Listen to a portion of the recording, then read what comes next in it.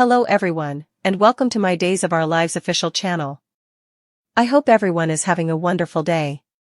Before we begin, please hit the subscribe button and give this video a thumbs up.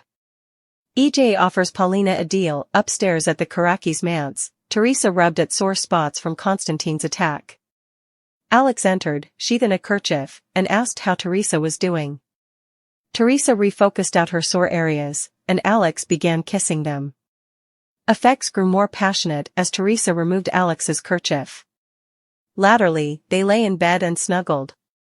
Teresa confessed that her life and all of her miscalculations had flashed before her eyes. She thanked Alex for saving her from Constantine and rebuffed Alex's attempt to give Xander credit. Teresa grew uneasy when Alex mused about Constantine's last words regarding her. Teresa tried to move Alex that Constantine had abominated her, since she had argued with him about Alex. Alex ultimately dropped the subject and agreed to get empty Teresa a Brady Cantina burger. Downward at the manse, Brady gutted up the marriage decor. Tate rushed by and wanted to know if what he would heard on social media was true. Brady verified that Constantine had admitted to killing Victor. Brady assured Tate that Teresa was unharmed. Tate wanted to see his mama, but Brady stopped him and stated that Teresa formerly had company. Tate rightly supposed that Brady was talking about Alex. Tate noted Brady's evident discomfort with the content of Teresa and Alex. Brady soughed and said Teresa had made her choice. Tate was shocked as he realized that his father and his mama had spent the former night together. Tate also sounded worried at the study his mama might be leading Brady on. Brady claimed he was not going to talk about it with Tate. Tate noted that it had to be hard for Brady to be at the manse. Brady agreed and invited Tate to join him at the cantina for a burger. Tate accepted but stayed behind to write his mama a note. Holly entered after Brady had left, and she and Tate smiled at each other. Tate explained that he'd wanted to check on his mama, and Holly said she had wanted to do the same for her grandmother. They were happy to see each other and talked about Hop. Holly allowed. It was for the stylish that she could not go, since she wouldn't be suitable to hang out with Tate.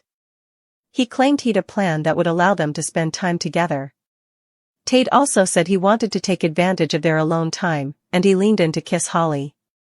Tate snappily pulled down from Holly when he heard his mama's voice demanding to know what was going on. Holly tried to explain that she and Tate had run into each other by accident, but Teresa was having none of it and lashed out at Holly. Tate tried to intermediate, but Holly said she should go, and hastened out. Teresa and Tate changed words about Teresa's treatment of Holly.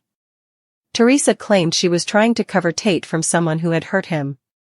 Tate snapped back, "The way you hurt Dad," and he told his mama that he knew about what had happened with her, his father, and Alex.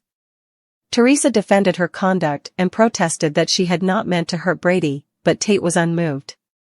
He told Teresa to go back to her stupid swain and stormed out. Latterly, in Horton Town Square, Tate and Holly walked hand in hand. Tate kept looking over his shoulder, hysterical that someone like Lady Whistleblower would spot them together.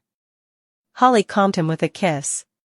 She wanted to know further about Tate's big plan for Hop. At the review office, Eric arrived and was surprised to see Nicole and Jude. He happily smiled at Jude. Nicole explained that she would demanded to finish in composition and had not wanted to leave Jude before.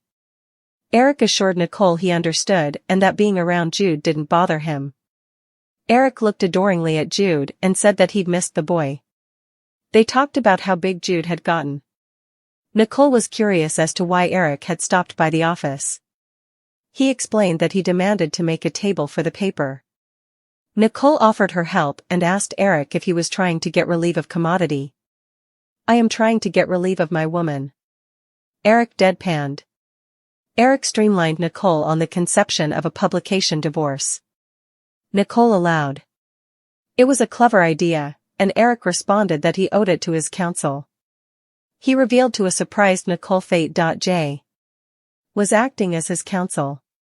Nicole wondered why J had accepted the case and remarked that Eric Andy.J eventually had commodity in common in their collective abomination for Sloane. With a pointed look, Eric reminded Nicole Fate.J. And he'd no way gotten along because of the further long-standing thing they had in common. Latterly, Nicole and Eric volleyed ideas for his review notice. Eric wanted to keep it simple and direct, but Nicole kept encouraging him to season up the jotting with cuts directed at Sloane. Eric baffled at Nicole's suggestions. Once a clerk, always a clerk, she cracked. At the cantina, Alex ran into Brady and claimed he wanted to clear the air. The two sat at a table, and Alex apologized for the way effects had unfolded between him, Brady, and Teresa. Brady said Teresa had gotten exactly the outgrowth she had wanted. Alex took the blame for Teresa's conduct, because he believed he'd transferred Teresa mixed signals. He assured Brady he was done with Kristen and that he was committed to Teresa. Brady agreed to put the history behind them for the sake of the family. Alex thanked him and left. Latterly, Eric entered the cantina and caught up with Brady. They talked about the marriage events before their discussion turned to Eric's loss of Jude. Eric admitted he still missed Jude every day, but he was determined to move on. Brady wondered how that would go with Eric's new job at the paper. Eric reasoned that Nicole wouldn't be bringing Jude to the office frequently. Brady clarified that he was concerned about Eric's propinquity to Nicole. Teresa sat alone at the manse and flashed back her night with Brady. Alex returned, and she weakly assured him everything was fine.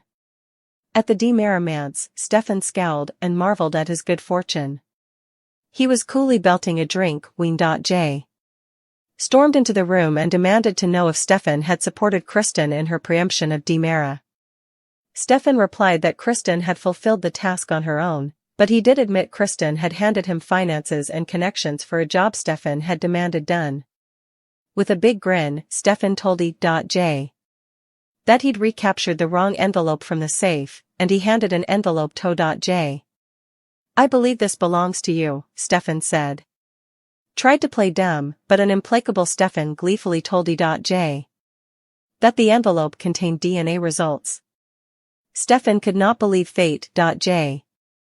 would have been so careless with a secret as big as the disclosure that Eric was Jude's father. E.J. admitted he would forgotten the document was in the safe and flashed back to when Nicole had shown it to him. Stefan noted E.J.'s evident lack of shock at the results. Again tried deviation by claiming the results had been fabricated as a knavery. Stefan took out his phone and offered to arrange a new test. E.J. seized the phone, and Stefan prodded him about Nicole leaving to be with her true love. E.J. wanted Stefan to keep quiet, but Stefan said, for a price. E.J. snarked at his family's affinity for blackmail and asked Stefan what he wanted. When Stefan talked about freeing Gabby, E.J. reminded his family Fate.J. no longer had the quarter attorney's job, thanks to Stefan. Realized Stefan had been planning to break Gabby out of captivity and made fun of his family's plans. Stefan responded that he no longer demanded to worry about a life on the run because he'd E.J. where he wanted him. Stefan placarded against E.J.'s demurs that he anticipated E.J. to get his job back as Thed.A. Stefan wanted results with Gabby as soon as possible. He hovered E.J. with the envelope, and E.J. came maddened just as Nicole arrived with Jude. Composed himself and told Nicole he'd an errand to run. He kissed her and left. After E.J.'s departure, Nicole prompted Stefan to tell her what had happened. Stefan attributed E.J.'s bad mood to Kristen's preemption of the CEO position. Nicole bothered about E.J., but Stefan reminded her Fate.J. would stop at nothing to cover his family.